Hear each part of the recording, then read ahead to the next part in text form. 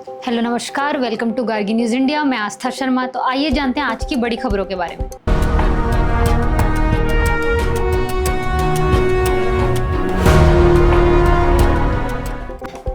Prime minister Narendra Modi इस समय चीन की यात्रा पर हैं। चीन में हो रहे एससीओ समिट में दुनिया भर की नजरें टिकी हुई हैं।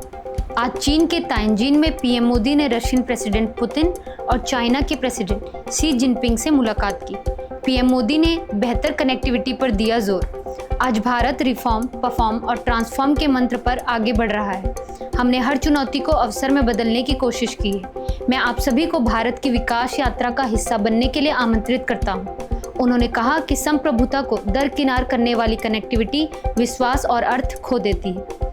प्रधानमंत्री मोदी ने कहा कि भारत का हमेशा से मानना रहा है कि मजबूत कनेक्टिविटी न केवल व्यापार को बढ़ावा देती है बल्कि विकास और विश्वास के द्वार भी खोलती है। इसी को ध्यान में रखते हुए हम चाबहार बंदरगाह और अंतर्राष्ट्रीय उत्तर दक्षिण परिवहन गलियारे जैसी पहलों पर काम कर रहे हैं।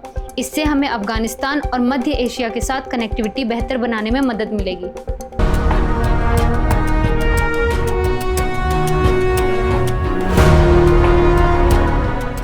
White House trade adviser Peter Navarro ने एक बार फिर डोनाल्ड ट्रंप के 50% टैरिफ को जस्टिफाई करते हुए न्यू दिल्ली को nothing but a laundromat for the Kremlin कहा। उन्होंने ये भी कहा कि ब्राह्मण्स आम इंडियन लोगों के नुकसान पर प्रॉफिट ले रहे हैं।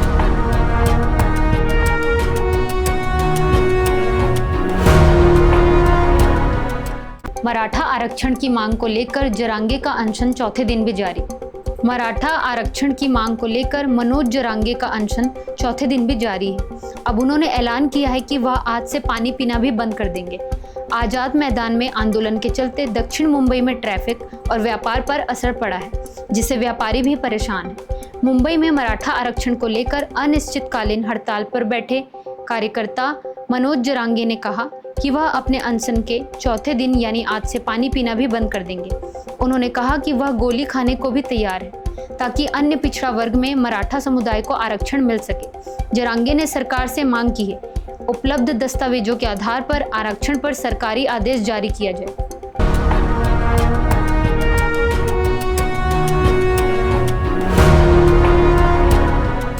आंध्र प्रदेश के फॉर्मर सीएम वाईएस जगन मोहन रेड्डी ने एक बड़ी पॉलिटिकल क्लैरिफिकेशन दी। उन्होंने इंडिया ब्लॉक के vice president candidate Sudarshan Reddy को साफ साफ कह दिया कि उनकी पार्टी वाईएसआर कांग्रेस पहले ही एनडीए के कैंडिडेट को सपोर्ट कर चुकी है। मतलब सीधी बात, वाईएसआर-सीपी अपना वोट एनडीए के वाइस प्रेसिडेंट नॉमिनी के साथ डालेगी और इंडिया ब्लॉक को यहां से सपोर्ट मिलना मुश्किल है। पॉलिटिकल एक्सपर्ट्स कह रहे हैं कि ये इंस्टेंस एनडीए को और मजबूत करेगा, जबकि इंडिया ब्लॉक के लिए एक बड़ी चैलेंज बन सकता है।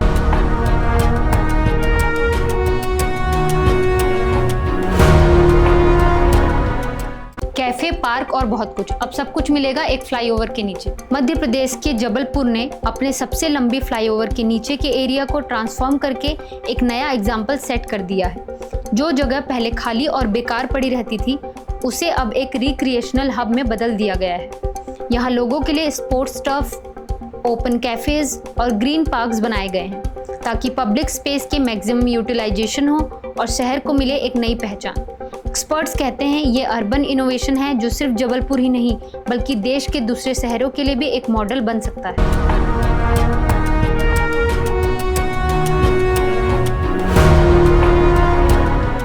कबाड़ बेचने वाले का बेटा बना गोल्ड मेडलिस्ट। महाराष्ट्र के 18 वर्षीय सैराज परदेसी ने कॉमनवेल्थ वेट लिफ्टिंग चैंपियनशिप में ऐसा कमाल कर दिखाया है जिसने पूरी दुनिया को हैरान कर दिया। सैराज ने कुल 348 किलो वजन उठाकर नया रिकॉर्ड बनाया और भारत के लिए गोल्ड मेडल जीता। उनकी ये जीत सिर्फ एक व्यक्तिगत उपलब्धि नहीं है बल्कि ये इस बात की मिसाल है कि मेहनत और लगन से किसी भी हालात को मात दी जा सकती है। सैराज का कहना है कि उनके पिता भले ही कबाड़ का काम करते हैं लेकिन उन्होंने हमेशा अपने बेटे के सपनों को सहारा दिया है और आज वही बेटा भारत का पूरा नाम दुनिया में रोशन कर रहा है।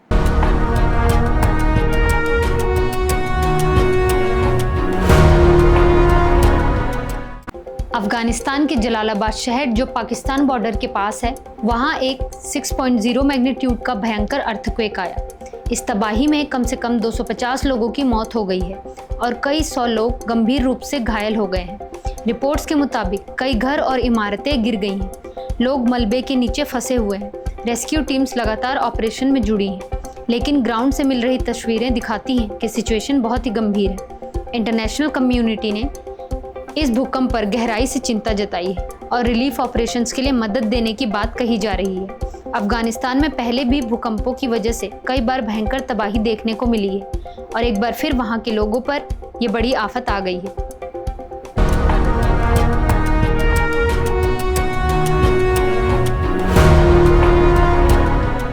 बिहार में आगामी विधानसभा चुनावों से पहले मतदाता सूची में बड़े पैमाने पर नाम हटाए जाने और गड़बड़ियों को लेकर राजनीतिक संग्राम तेज हो गया है। राष्ट्रीय जनता दल आरजेडी और ऑल इंडिया मजलिस ए इत्तेहादुल मुस्लिमीन AIMIM ने सुप्रीम कोर्ट का दरवाजा खटखटाते हुए स्पेशल इंटेंसिव रिवीजन में क्लेम और ऑब्जेक्शन दाखिल करने की आखिरी तारीख बढ़ाने की मांग की है। सुप्रीम कोर्ट आज इन याचिकाओं पर सुनवाई करेगा। सुप्रीम कोर्ट आज सभी पक्षों की दलीलें सुनने के बाद यह तय करेगा कि डेडलाइन को बढ़ाया जाए या नहीं। अगर कोर्ट डेडलाइन बढ़ाने के पक्ष में फैसला देता है तो लाखों मतदाताओं को राहत मिलेगी, लेकिन अगर डेडलाइन जस की तस रखी जाती है तो कई लोगों को इस बार वोट देने से वंचित होना पड़ सकता है।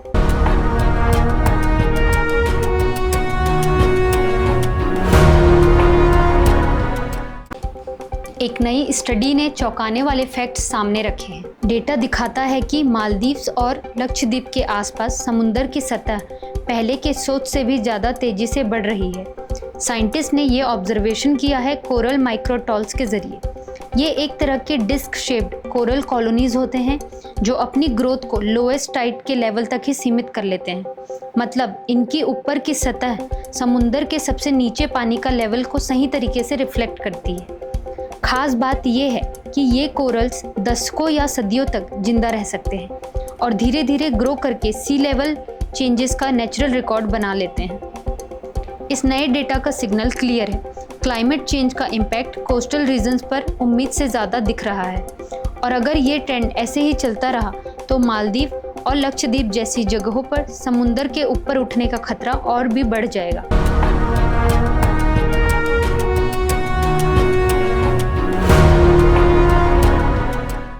फिल्म मेकर संजू सुरेंद्रन की feature film if on a winter's night Khidki Gaon का world premiere Busan international film festival में होने जा रहा है। ये फिल्म फेस्टिवल के प्रेस्टिजियस एशिया विजन कैटेगरी में ऑफिशियली सेलेक्ट की गई है। आपको बता दें, इस साल का बुसान इंटरनेशनल फिल्म फेस्टिवल 17 सितंबर से 26 सितंबर तक होगा, जहां दुनिया भर की खास फिल्में शोकेस की जाएंगी। खिड़की गांव का सिलेक्शन एक और बार दिखाता है कि इंडियन स्टोरी टेलर्स की कहानियां इंटरनेशनल प्लेटफॉर्म्स पर कितनी स्ट्रांगली रेजोनेट करती हैं।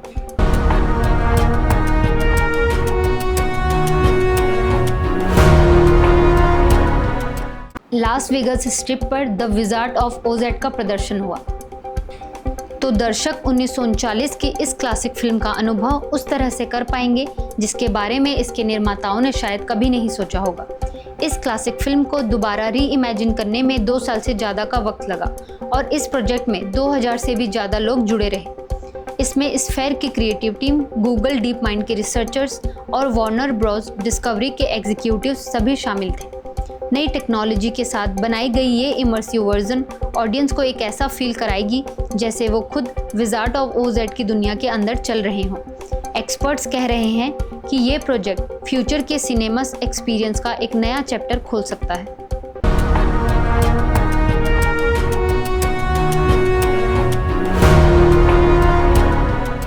ऑस्ट्रिया के डेटा प्रोटेक्शन रेगुलेटर ने YouTube के खिलाफ फैसला सुनाया है, जिसमें कहा गया है कि प्लेटफॉर्म को अपने यूजर्स को अपने डेटा एक्सेस करने का पूरा हक देना होगा। ये case privacy group NOYB none of your business ने फाइल किया था और रेगुलेटर ने कंफर्म किया है कि उन्होंने गूगल LLC के खिलाफ ऑफिशियल डिसीजन इशू कर दिया है। इस फैसले के बाद अब YouTube को अपने यूरोपियन यूजर्स को ट्रांसपेरेंसी के साथ उनका डेटा अवेलेबल कराना होगा। एक्सपर्ट इससे डिजिटल राइट्स और डेटा प्राइवेसी के लिए एक इम्पॉर्टेंट माइलस्टोन मान रहे हैं।